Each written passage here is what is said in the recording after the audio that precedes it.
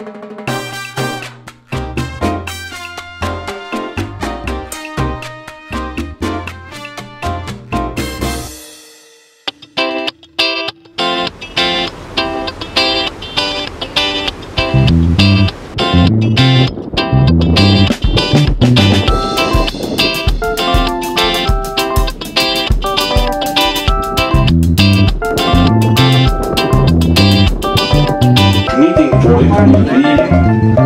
the Metropolitan Lounge number 8 but at 9 a.m.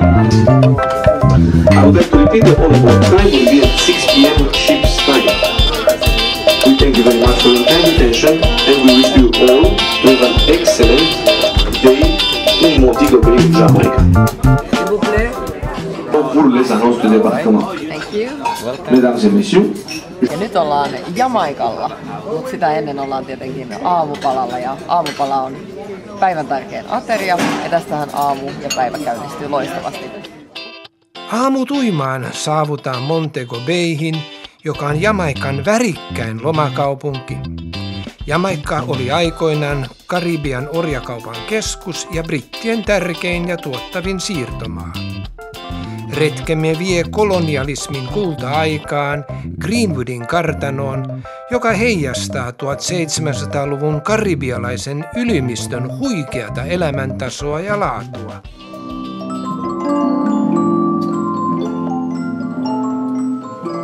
Here we have quite a large collection of this, so we can still have discos.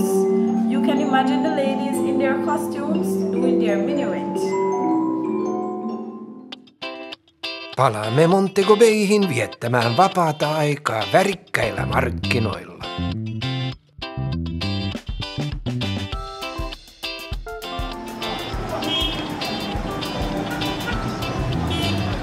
Eli tää on tämä Jamaikan paratiisi, Montego Bayn oma ihana paratiisi. Markkina-alue, mistä löytyy ihanaa kaikkea Jamaikatavaraa ja aivan ihania ihmisiä, jotka viettää täällä päivät pitkät perheineen ja sukuineen ja pelaavat ajankuluksia, tekevät kaikkea kivaa. Nyt lähdetään katsomaan löydämään mun ystäviä. My name is Lola. Lola. Lola. Lola, yes.